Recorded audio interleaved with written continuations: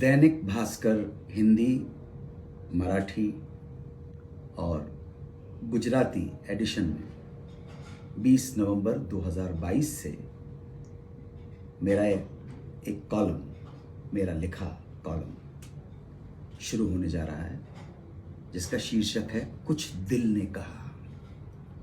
आज फ्राइडे 18 नवंबर 2022 को दैनिक भास्कर के हिंदी, मराठी और गुजराती एडिशन में प्रस्तावना छपी, परंतु जो प्रस्तावना मैंने लिखी थी वो किन्हीं कारणोंवश फ्रंट पेज के स्पेस में समा नहीं सकी। तो मैंने कहा कि मैं आपको वो प्रस्तावना पढ़ के सुना दूं जो प्रिंट नहीं हो सकी। उचित था, उनके पास वैलिड रीजन है, लेकिन ये जो प्रस्तावना है मैं आपके साथ शेयर करने जा रहा हूं। कार्यक्रम का नाम है, आर्टिकल का नाम है कुछ दिल ने कहा। प्रस्तावना। कुछ दिल ने कहा एक प्रयास है लेखनी के माध्यम से आपसे जुड़ने का। तुम जो हो शब्द ब्रह्म, अर्थों के परम अर्थ, जिसका आश्रय पाकर वाणी होती न व्यर्थ। है तुम्हें नमन, है उन्हें नमन, करते आए जो निर्मल मन, सदियों से लीला का गायन। ये पंक्तियां धर्मवीर भारती रचित अंधायुग से ली गई हैं। उपरोक्त लीला गायन विभिन्न प्रकार की कलाओं में झलकता है, जिनमें से एक अत्यंत महत्वपूर्ण और लोकप्रिय कला है सिनेमा या फिल्म्स। सिनेमा का आविष्कार 1890 के दशक में फ्रांस में हुआ, जो अमेरिका पहुंचकर फला फूला और निरंतर जवान होता धीरे धीरे सारे विश्व में फैल गया। समय के साथ साथ इसका आकर्षण और भी प्रबल हो गया। ये शब्द सिनेमा ग्रीक भाषा की किनेमा का ही रूप है, जिसका शाब्दिक अर्थ है मूवमेंट या गति। जिस तीव्रता से विदेशी आक्रमणकारी आए और भारत ने उन्हें अपना लिया, तो फिर इस चलती फिरती लीला रूपी मनोरंजन विधा को भारत कैसे नहीं स्वीकार करता। तो फिर भारत में भी फिल्मों का निर्माण और प्रदर्शन शुरू हो गया।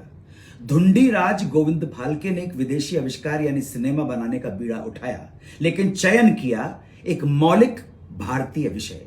जीवट वाले व्यक्ति थे। उन्होंने सत्य के प्रतिरूप और प्रतिबिंब सत्यवादी राजा हरिश्चंद्र की कथा पे 1913 में फिल्म बनाई, और अपने सृजन के कारण जो मौलिक था, ओरिजिनल था, देसी था, वो कहलाए भारतीय सिनेमा के जनक दादा साहब फाल्के। देखते देखते सिनेमा, फिल्म्स बरे-सगीर यानी भारतीय उपमहाद्वीप में, बरे-सगीर कहते हैं, पर्शियन वर्ड है, उपमहाद्वीप को कहते हैं, सब कॉन्टिनेंट को कहते हैं। इसमें भारत आ गया है, पाकिस्तान आ गया, बांग्लादेश आ गया, नेपाल आ गया, अफगानिस्तान तक आ गया। देखते देखते सिनेमा, फिल्म्स बर्रे-सगीर यानी भारतीय उपमहाद्वीप में मनोरंजन का मुख्य माध्यम हो गए। जो भी सिनेमा में प्रवेश पा गया, बस वो सारी जनता को भा गया, विशेष तौर पर अभिनेता और अभिनेत्री। देखने वाले दीवाने हो उठे इन फिल्मी हीरो हीरोइनों के। कुछ लोग जो थोड़े पारंपरिक थे, इन फिल्मी सितारों के लटके झटके देखकर रुष्ट भी हुए। इन कलाकारों को हे दृष्टि से देखा भी, परंतु अधिकांश के लिए ये हीरो हीरोइन सपनों के सौदागर बन गए। गांव खेड़ों से लेके महानगरों तक इनके रूप का जादू ज्यादा चला बनिस्बत इनकी फनकारी का, कलाकारी का। लेकिन जो भी हो, ये हमारे समाज का अभिन्न अंग और हस्तियां बन गए। कैसे हैं ये लोग? क्या सचमुच असाधारण है जैसे फिल्मों में दिखते हैं, या कोई रहस्यमय जीवन है इनका? बस ये जिज्ञासा, ये कसक, ये तड़प बड़ी तगड़ी होती चली गई। पहले हीरोइन का चरित्र भी पुरुष ही निभाया करते थे, फिर धीरे धीरे स्त्रियां नायिका के किरदार निभाने लगी। हीरोइन के परिजनों को बहुत प्रताड़नाएं भी झेलनी पड़ी, परंतु परिवर्तन जीवन का नियम है। इसलिए वर्तमान में सिनेमा या टीवी पे काम करना जिसे हासिल हुआ, उसका घर समृद्धि और प्रतिष्ठा से परिपूर्ण होने लगा। कुछ दिल ने कहा वो पन्ने होंगे जहां मैं लिखूंगा उन लोगों के किस्से जो आपने शायद ठीक से ना सुने हो, क्योंकि ठीक से कहने वालों ने संभवतः फिल्म उद्योग में अपना जीवन खपाया नहीं। मैं पिछले 40 सालों से इस फिल्मी जगत में कार्यरत हूं। उसके पहले के 12 वर्ष रंगमंच से जुड़े थे। वो नाटक मंडली जहां छोटे छोटे गांव कस्बों में राजा हरिश्चंद्र, कृष्ण अवतार, राजा भर्तरी से लेकर लैला मजनू और शीरी फरहाद करना पड़ा। वहीं दूसरी ओर एंटोन चेखव से लेकर शेक्सपियर और बर्टोल्ट ब्रेख्त तक भी निभाना पड़ गया। तो भाई कुल जमा 67 में से 52 वर्ष कला क्षेत्र से जुड़ा हूं, एक अभिनेता, गायक, निर्देशक, सूत्रधार, कथावाचक के रूप में। और ये सब मैंने कोई अपना शौक पूरा करने के लिए नहीं, अपितु अपने जीवन यापन के लिए किया। सच कहूं, मुझे नियति ने इस क्षेत्र में धकेल दिया, क्योंकि यहां आने का ना तो मेरा कोई इरादा था, ना ही मेरी कोई इच्छा।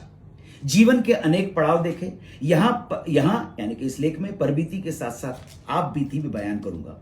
मीडिया वालों ने व्यवस्थापकों से मेरे स्टेज शो के फ्री पास जरूरत से ज्यादा संख्या में डिमांड कर दिए। ऑर्गेनाइजर ने टालमटोल किया, मीडिया वाले रुष्ट हो गए, क्रोधित हो गए और बदला लिया मुझसे। मीडिया द्वारा बनाई गई समाचार पत्र की हेडलाइन थी, अन्नू कपूर ने बलात्कार किया। आज के फिल्मी लोगों के किस्से तो सोशल मीडिया और दूसरे उन्नत तकनीकी माध्यम में दिख जाएंगे, परंतु अभी भी हजारों कहानियां शेष हैं जो मैं आपके साथ यहां साझा करूंगा। संभवतः कुछ कहानियों को पढ़कर आप अचंभित हो जाएं, हो सकता है आप विश्वास न कर सके, और यह भी हो सकता है कि कोई ऐसी कहानियों की प्रामाणिकता सिद्ध भी ना कर पाए। परंतु ध्यान रहे कि धुआं तभी उठता है जब कहीं चिंगारी सुलग रही होती है। नदी किनारे धुआं उठत है, मैं जानू कुछ होए, जिसके कारण जोगन बही कहीं वही न जलता होए। जलना आग का भी होता है और दिल का भी। गर दिल जले तो खुद भी बर्बाद हो सकता है, दूसरों को भी बर्बाद कर सकता है, खुद भी टूट सकता है, दूसरे को भी तोड़ सकता है। हमारे एक पंजाबी भाई ने यह भाव कुछ इस तरह बयान किए। शीशा टूटे तड़तड़ होंदी, शीशा टूटे तड़तड़ होंदी, सांसें छुट्टे फड़फड़ होंदी, आशिक दा जो दिल टूटिया ना तड़ होंदी ना फड़ होंदी। बस ऐसी ही दिल की कुछ बातें करके आपसे जुड़ने की कोशिश का नाम है कुछ दिल ने कहा। और दिल को याद आया दिल के टूटने का एक गाना, जब दिल ही टूट गया हम जी कर क्या करेंगे। यह 1946 में आई फिल्म शाहजहां का एक गीत है, जिसे उस समय के हिंदी फिल्म इंडस्ट्री के एक बहुत बड़े और दृढ़ स्तंभ अब्दुल रशीद कारदार ने निर्देशित और निर्मित किया था। उस्ताद जिगर मुरादाबादी की सलाह पे अमल करके इसी फिल्म से मजरू सुल्तानपुरी ने फिल्मों में गाने लिखना शुरू कर दिया।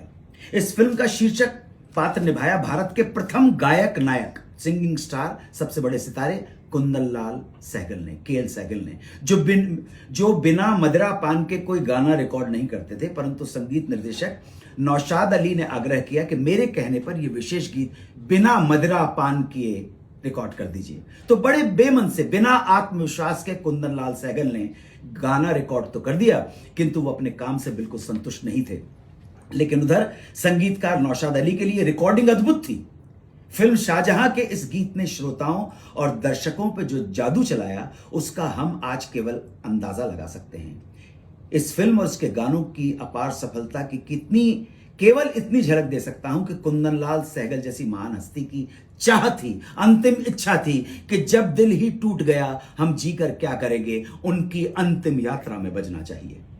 आप आशा है आप इस लेख को प्रेम और हर्ष के साथ ग्रहण करेंगे। आपका मनोरंजन करना मेरा परम उद्देश्य है, और मेरा ऐसा मानना है कि जिसे देखने, सुनने और पढ़ने से मन में रंज ना रहे, वही मनोरंजन है।